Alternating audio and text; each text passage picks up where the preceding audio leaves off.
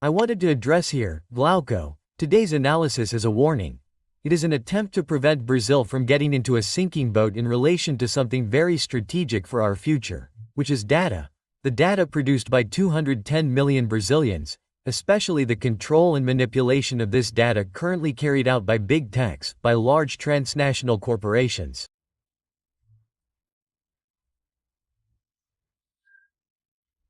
In relation to data and data centers, just to anticipate, there is a national policy under construction. There is controversy, including within the government about this policy, but there is no debate. No, society is not being called to debate, nor are the experts in the sector, many of whom we have already brought here, in other words, being called to debate. Decisions are being rushed in the form of fait accompli. And the most serious thing is this: if the current position, which currently prevails in the government, is maintained, Brazil will lose an enormous opportunity related to technologies and political control of the future. We may compromise our sovereignty for several generations. Let me come up here. Oh, no, I uploaded the wrong file. Hold on. It's here. Hey, here's the first piece of information here. Hey, we were surprised yesterday. The country was surprised. The topic is data centers, right? The country was overwhelmed by some incredible news yesterday morning. Portal Wall reported on a trip and roadshow by Minister Fernando Haddad in the United States. The story is clearly the one you're seeing here, fueled by information from the ministry itself.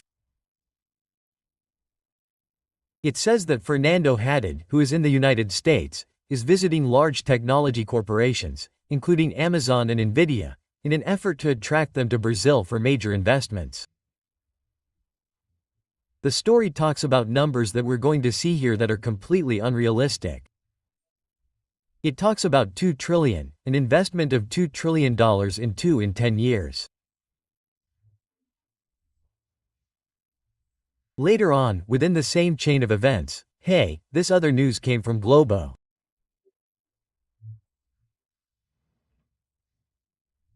This is a supplement, a broader, strange news item. We'll see in a little while why it's strange, but during the Trump administration, Haddad, who is in the United States, is said to be engaged in a long-term partnership with the White House.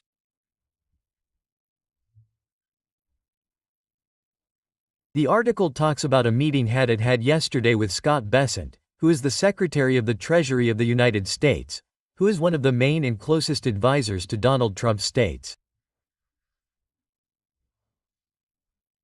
And Haddad talks about a rapprochement with the United States under these circumstances, in this scenario. Well, what the articles don't actually say, what they try to override in partnership with the Ministry of Finance, is that there is an unfinished debate in the government about this. Unfinished. The position of the Ministry of Finance is exactly the one that gives up national sovereignty.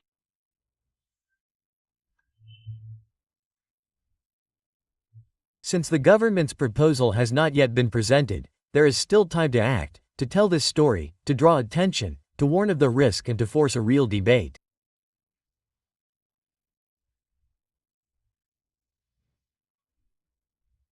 Let's take a moment, and before examining this divergence and its meaning, let's examine the materiality of the issue. What are data centers? We have some images of data centers here. They are huge physical facilities. Take a look here. Look here, you can see the detail of the cart here on the road compared to the size of the data center.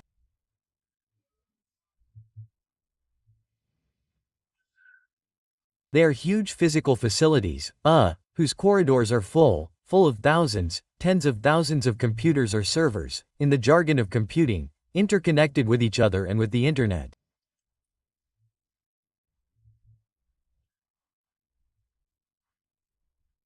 Here, a corridor of a data center gives an and a look at the enormity compared to the guy who is walking around inside them, with a bicycle. This already shows the human void that these data centers are, how they have no function of employability. For example, the location of these data centers is very uneven around the world. We will see here, look, here is a map of data centers in the world.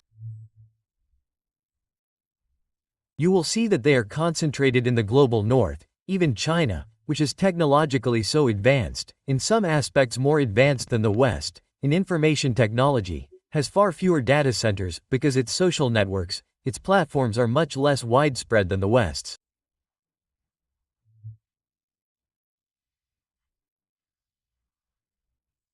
And here's a graph that proves it. You can't see it clearly, but this big bar here is the United States. Then comes Germany, the United Kingdom. China itself is here below a little bit bigger, but they are extremely concentrated in the global north.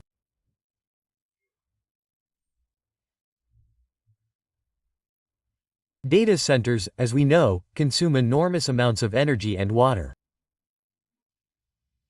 Each average data center, not one of these big ones, consumes 11 to 20 million liters of water per day, which is equivalent to a city with 50,000 inhabitants. Data centers process all the huge movement of social networks. They are being occupied and expanded by the needs of artificial intelligence. They are being built at a dizzying pace. We've already seen this in another article here, because artificial intelligence consumes excessively large amounts of data centers, but data centers are indispensable for a myriad of other applications in contemporary life. When you read a text, in other words, or when you watch this video on YouTube, or on any other website, a data center, is being activated. A computer inside a data center is being activated when you make an online purchase, when you move your bank account, when you access your data on the INSS, on your income tax, open the GOVBR to sign a document online. All of this is moving a data center.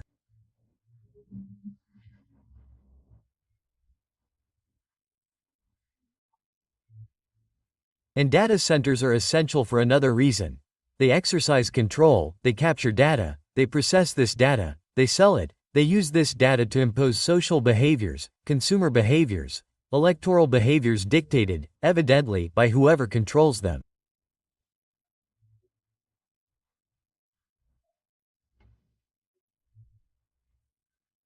Data centers in the West are controlled by 3 large companies. Well, let me get this out of the way here, because it's already been said.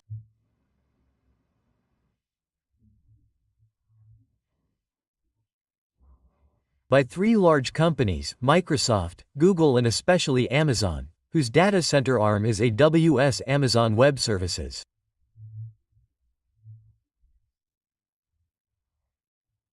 And the chips that power these data centers are produced, most of them the most advanced ones, by NVIDIA, another North American company. And that's why Haddad said he was going to visit Amazon and NVIDIA.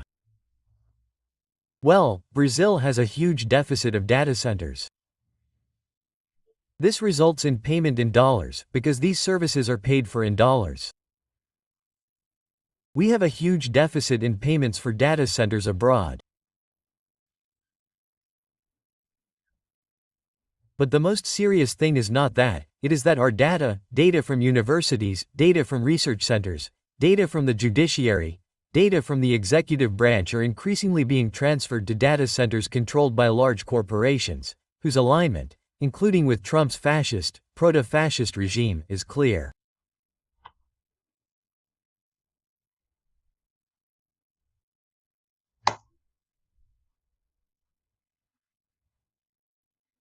The data provided by the CPRO, which maintains public data centers, are increasingly forming partnerships with big techs in the United States to transfer their data, our data, to these centers controlled by foreign corporations.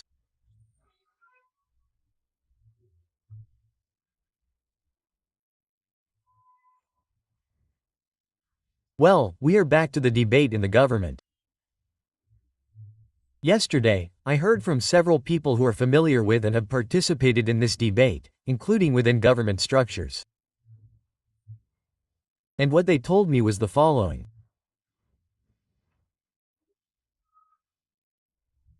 Look, first, last year, the Ministry of Development, Industry and Commerce, headed by Vice President Geraldo Alckmin, created a working group to address the issue and began to design a policy for the sector to avoid this dependence.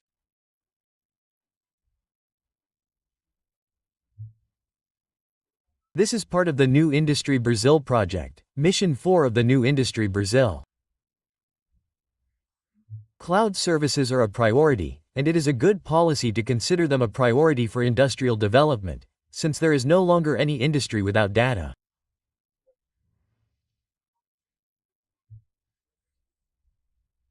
The proposal by EMID, from the ministry headed by certainly also involves the import of technology and investment, because Brazil has lost its self-sufficiency in this regard, but never the prioritization of the United States. China and India, for example, are partners of BRICS, from the global south, and with enormous technological capacity.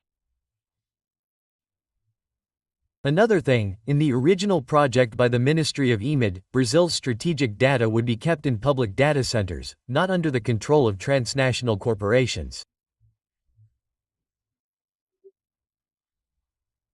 There is technology transfer, there is a fund for technological innovation. Existing Brazilian companies are encouraged, such as maintenance companies and data centers.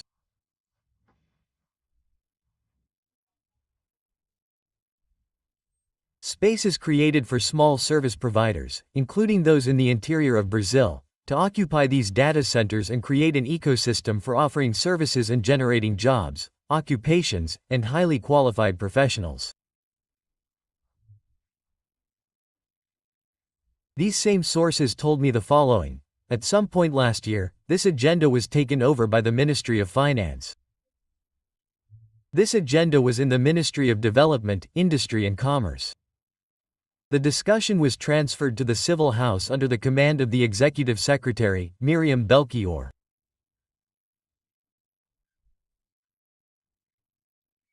And in the Civil House, the hegemony of the Treasury was accepted, especially that of the special advisors assigned directly to the office of Minister Fernando Haddad, outside the regular structure of the Ministry of Finance.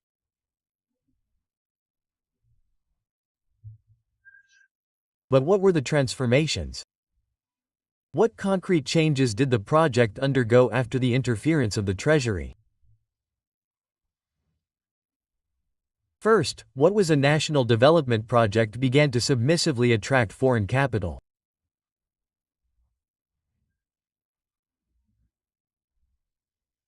It is being created in the version of the project that is on President Lula's desk, Redata, which is a project to exempt taxes on the import of equipment, especially chips.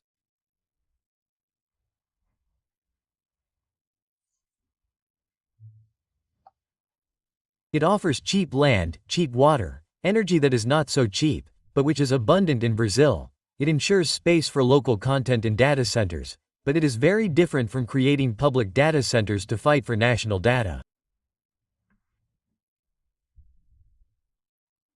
In the proposal that is on President Lula's desk, this space that is assured, including and is of interest to big techs, is controlled by them. And the cherry on this sour cake, to say the least, is Haddad's visit to the United States, without waiting for the government to send the project to Congress, that is, creating fait accompli. It seems to me that he is exceeding his duties, talking about a partnership with Trump. This is the president's business. This is Tamaradic's business, that the Minister of Finance has to dictate the foreign policy of the Brazilian government. The people I spoke to, who are familiar with the subject, say that the figure of 3 trillion has no concrete data, no concrete studies on this figure of 3 of the 2 trillion. They say that 6 of one for half a dozen of the other because Brazil stops importing services and starts importing chips, the use of which will not be controlled by us, but by the transnationals that will set up here. The jobs, as we saw in that image, are negligible. Each data center usually employs 100 workers at most. There are no studies on water and energy, which will be spent.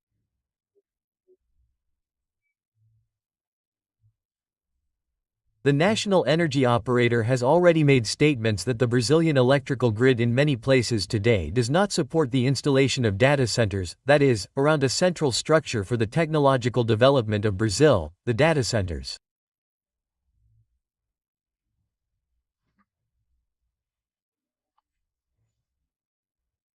Once again, Brazil can limit itself to offering and degrading its natural resources and giving up technological development. Well, finally, the revelation of the subject.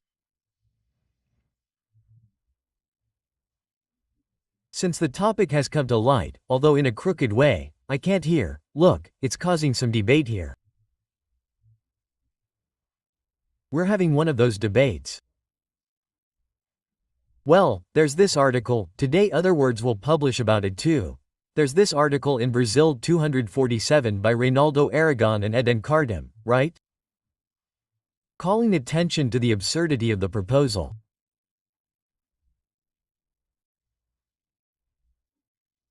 The article draws attention especially to the political control that this proposal could give to large international corporations.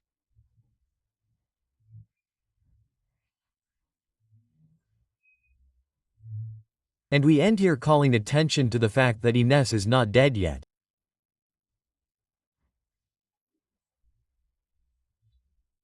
The Minister of the Civil House, Gaz Hoffman, who has demonstrated progressive positions in the recent past, could take on this issue that is in the hands of her advisor Miriam Belchior. A national debate could be opened in relation to the issue.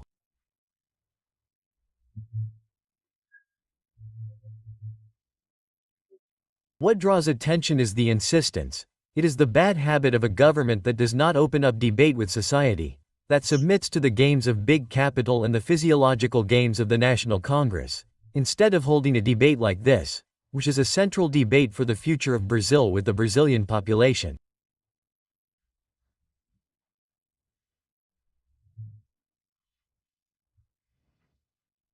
Well, we conclude by saying that there is still time, the beans are not counted, there needs to be intervention.